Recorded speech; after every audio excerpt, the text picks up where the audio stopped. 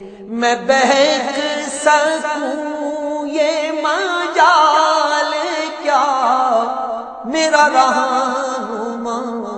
کوئی اور ہے۔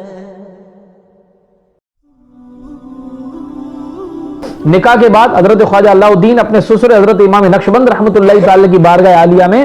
دوبارہ تعلیم و تربیت کے لیے حاضر ہو گئے، اور حضرت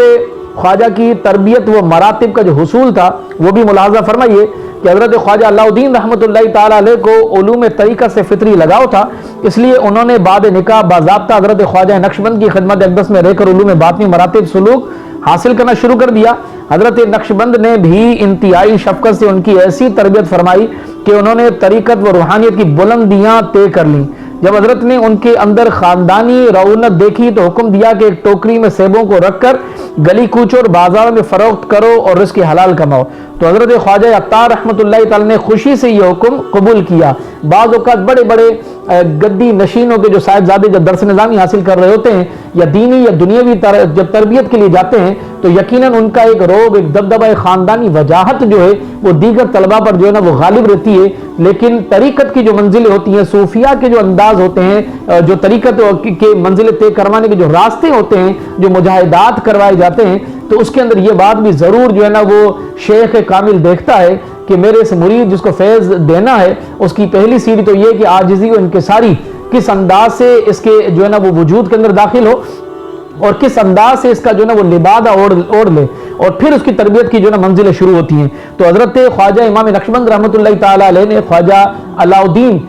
رحمۃ اللہ تعالی علیہ کی تربیت کے حوالے سے نصیحت فرمائی کہ گلی کوچوں میں جا کر سیب بیچو اور دیگر جو ہے نا وہ فروٹ اور پھل فروٹ جو آپ بیچو گے تو پھر انشاءاللہ آگے کی منزل آسان ہو جائے گی۔ تو پھر آپ نے جو ہے نا ایک عرصے تک یہ عمل کرتے رہے۔ جب حضرت خواجہ نے دیکھا کہ ان کے اندر سے خاندانی رونق ختم ہو گئی تو انہیں ریاضت و مجاہدہ کے ذریعے تصوف و روحانیت کے رموز و اسرار سے آگاہ کرنا شروع کر دیا۔ حضرت خواجہ عطار نے بھی ایک سچے مرید و مخلص طالب کی طرح انتہائی محنت و لگن اور جد و جہد سے مراتب سلوک طے کرتے چلے گئے، اور تھوڑے ہی عرصے میں طریقت و روحانیت کے اعلیٰ مقام پر فائز ہو گئے، اور جد و جہد سے مراتب و سلوک طے کرتے چلے گئے اور تھوڑے ہی عرصے میں طریقت و روحانیت کی اعلیٰ مقام پر فائز ہو گئے، یہاں تک کہ حضرت خواجہ نقشبند رحمۃ اللہ تعالی نے آپ کو خلافت و نیابت کی دولت سے سرفراز کر دیا اور اپنی زندگی ہی میں اپنے کثیر مریدین کی تربیت آپ کے حوالے کر دی۔ حضرت شیخ نقشبند رحمۃ اللہ تعالی فرمایا کرتے تھے کہ علاؤ الدین نے بڑی محنت کی ہے، اس کی ولایت کے انوار و آثار بدرجہ اتم و اکمل ظہور پذیر ہوں گے، اور یہ آپ بھی ہی فرمایا کرتے تھے کہ علاؤ الدین عطار نے میرا کام اور مزید آسان کر دیا اور میرا بوجھ ہلکا کر دیا۔ آپ شریعت و طریقت کے مجمع البحرین تھے۔ حضرت خواجہ باؤ الحق و الدین نقشبند رحمۃ اللہ تعالی علیہ نے آپ کو شریعت و طریقت کی تعلیم و تربیت دے کر قطب الارشاد کے مرتبے پر فائز کر دیا تھا، اس لیے آپ اپنے پیر و مرشد کی صحیح جانشینی کا حق ادا کرتے ہوئے دعوت و تبلیغ، درشت و ہدایت اور بیعت و ارادت کے فرائض انجام دینے لگے۔ ایسے بہت ساری آپ نے پھر جو ہے نا آپ کی خدمت رہ کے منزلیں طے کی، ایک لمبی ایک تفصیل موجود ہے۔ آپ کی نورانی شخصیت نے ایک عالم کو منور کیا اور کثیر افراد کو احکام خداوندی اور سنن مصطفی کا پابند بنا دیا۔ آپ کی درویشانہ زندگی اور کشف و کرامت سے لوگ بہت متاثر ہوئے۔ آپ کی عبقری شخصیت و منصب قطبیت کا اعتراف کرتے ہوئے امام ربانی مجدد الثانی شیخ احمد فاروق سرندی رحمۃ اللہ تعالی بیان فرماتے ہیں کہ حضرت خواجہ علاؤ الدین رحمۃ اللہ تعالی علیہ نے ولایت و صدیقیت کی نسبت کے باوجود مائیت ذاتیہ کی راہ سے غیب ذات تک رسائی حاصل کی، نقطہ نہایت سے واصل ہو کر بقا پیدا کی، اور اس بقا میں قطب ارشاد ہوئے، کیونکہ قطبیت ارشاد بلکہ قطبیت مدار کا حصول اس نقطہ تک رسائی ہی پر موقوف ہے جب تک اس مقام پر فنا اور بقا نہ پیدا کی جائے قطبیت کے ان دونوں درجوں تک رسائی نہیں ہو سکتی۔ اس مقصد کے حصول کے لیے آپ نے ایک طریقہ بھی وضع فرمایا، اور وہ طریقہ آپ کے خاندان کے خلفاء میں طریقہ آلائیہ کے نام سے مشہور ہے، اور ان کی تحریر میں بھی درج ہے کہ سب سے اقرب اور نزدیک تر طریقوں میں طریقہ علائیہ ہے، اگرچہ کیونکہ حضرت علاؤ الدین ان کا نام تھا تو اسی نام کی نسبت سے آپ کا یہ طریقہ علائیہ کہلایا، اور اگرچہ اس جذبہ نسبت کی بنیاد حضرت خواجہ امام نقشبند سے ہے، لیکن اس جذبے کو حاصل کرنے کے لیے طریقہ کا وضع کرنا خواجہ علاؤ الدین کے ساتھ مخصوص ہے، اور حقیقت یہ ہے کہ یہ طریقہ کثیر البرکت ہے۔ اس طریقے کا تھوڑا سا حصہ بھی دوسرے طریقوں کے مقابلے میں زیادہ نفع بخش ہے۔ اس وقت تک آلائیہ و احراریہ خاندانوں کے مشائخ اس وقت اس دولت عظمیٰ سے بہرہ مند ہیں اور طالبوں کی تربیت اسی طریقے سے فرما رہے ہیں۔ حضرت خواجہ عبید اللہ آرا رحمۃ اللہ تعالی کی عظیم دولت مولانا یعقوب چرخی رحمۃ اللہ تعالی علیہ جو حضرت خواجہ علاء الدین کے خلفاء میں سے ہیں، ان تک اس انداز میں پہنچی ہے۔ اچھا، ایک اس وقت میں ایک مناظرہ بھی آپ نے ہوا، یعنی اس وقت میں جو معتزلہ کا ایک اعتراض آیا رویت الہی کے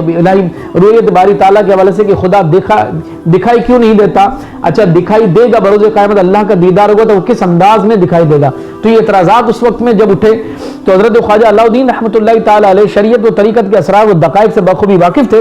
آپ کی روحانیت، کشف و جذب اور علم و عرفان کا دبدبہ پورے ملک میں پھیلا ہوا تھا۔ بڑے بڑے علماء عمراء آپ کی روحانی شخصیت سے مروب تھے۔ ایک مرتبہ بخارا کے علماء کے مابین رویت الہی ہونے نہ ہونے میں مباحثہ ہو گیا، کئی روز تک بحث چلتی رہی۔ آخرکار اس مسئلے کے حل کے لیے آپ کو فیصلہ کرنے والا مقرر ہوا اور سب کا اس پر اتفاق ہوا اور سب اتفاق کر کے جو ہے نا اس پر راضی ہوئے کہ فیصلہ جو ہے حضرت خواجہ علاء الدین کو ہی کرنا چاہیے۔ چنانچہ جب ان لوگوں نے حاضر خدمت ہو کر اپنا عریضہ پیش کیا تو آپ نے اس مسئلے کے حل اور تصفیہ کے لیے 3 دن کی مہلت مانگی اور رویت باری تعالیٰ کے منکرین سے فرمایا کہ تم لوگ 3 روز میری مجلس میں باوضو بیٹھا کرو، تمہاری یہ مسئلہ خود بخود حل ہو جائے گا۔ انہوں نے ویسا ہی کیا جیسا کہ آپ کا حکم تھا۔ تیسرے دن ان پر ایسی کیفیت طاری ہوئی اور انوار الہی و تجلیات روحانی کا ایسا کشف ہوا کہ بے خود ہو کر پکار اٹھے کہ دیدار الہی حق ہے اور ہم رویت باری تعالیٰ پر ایمان لائے۔ بعد ازاں تمام منکرین حضرت کے دست اقدس اور بیعت ہو گئے اور آپ کی تربیت میں رہ کر بلند مدارج تک پہنچے۔ اچھا، آپ نے جو مخالفین کو جواب جو دیا تھا وہ بھی آپ ملاحظہ فرما لیجئے کہ ایک دفعہ رویت باری تعالیٰ کے سلسلے میں علماء اہل سنت اور معتزلہ کے درمیان بغداد میں اختلاف ہو گیا۔ دونوں فریق مناظرے کے لیے تیار ہو گئے۔ علماء اہل سنت حضرت خواجہ ابو بکر شبلی کو اپنا سر حلقہ بنا کر محفل مناظرہ میں لے گئے۔ مخالفین کی طرف سے زبردست تیاری کی گئی، بڑی بڑی کتب کے ذخیرے ساتھ لائے گئے اور بڑے بڑے علماء خطبہ بلائے گئے اور ادھر حضرت خواجہ علاء الدین عطار رحمۃ اللہ تعالی نے فقط جو ہے نا وہ اپنے بس گودڑی کے ساتھ اپنی جو سولیے میں تھے اس سے اٹھے اور قلم تک نہ اٹھایا، نہ دوات اور نہ ہی کوئی کتاب، صرف رومال کندھے پر رکھ کر محفل میں تشریف لے گئے۔ جاتے ہی آپ نے پوچھا کہ اچھا بتاؤ تمہاری بحث کا موضوع کیا ہے؟ تو مخالفین نے کہا کہ آپ ثابت کریں کہ رویت باری تعالیٰ ممکن ہے۔ تو آپ نے فرمایا بس یہی بات تھی۔ تو فرمایا کہ تم اس موضوع پر بحث کر رہے ہو، یہ بحث ہی اس کا ثبوت ہے کہ رویت حق ممکن ہے، کیونکہ محال کا تصور بھی محال ہے، جو ہو ہی نہیں سکتا تو اس کا تصور بھی نہیں ہو سکتا۔ کمال دیکھیے کہ فرمایا کہ محال کا تصور بھی محال ہے، اس کا تصور کیا ہی نہیں جا سکتا، کیسے آپ اس کے جو ہے وہ اپنے ذہن اذہان میں جو ہے تصور لا سکتے ہیں؟ اس مختصر لیکن وزنی دلیل سے ان کی تسلی ہو گئی۔ آپ نے مخالفین کے سردار سے یہ بھی دریافت کیا کہ کیا تمہارے دل میں حق تعالیٰ کی دیدار کی خواہش ہے؟ تو اس نے کہا جی ہاں۔ آپ نے فرمایا یہ بھی اس بات کی واضح دلیل ہے کہ زیارت ممکن ہے، کیونکہ محال کی خواہش پیدا نہیں ہوتی۔ زیارت حق ہے کہ محال کی خواہش پیدا نہیں ہوتی، کیونکہ محال کا تصور ہی محال ہے۔ کمال دیکھیے، یہ واقعی صوفیہ کا ہی خاص ہے، آپ کے ارشادات عالیہ ہیں، لیکن وقت کو بچاتے ہوئے آخری بات آپ کے گوش گزار کہ آپ کا جو وصال شریف تھا، شریعت و طریقت کا یہ ماہتابہ 4 شنبہ 20 رجب المرجب 802 سنہ ہجری کو چغانیہ میں، یہ ماورا ہنر بخارا کا علاقہ ہے، میں ہمیشہ کے لیے روپوش ہو گیا اور مرکز انور چغانیہ ہی میں زیارت گاہ خلائے کہ اللہ تبارک و تعالی آپ کا فیضان ہم پر جاری فرمائے۔ انشاءاللہ اگلے سلسلے میں اگلے بزرگ کے ذکر خیر سے حاضر خدمت ہوں گے، تب تک کے لیے اجازت دیجیے۔ اللہ تبارک و تعالی آپ کو اور میرا حامی و ناصر ہو۔ وآخر دعوانا ان الحمدللہ رب العالمین۔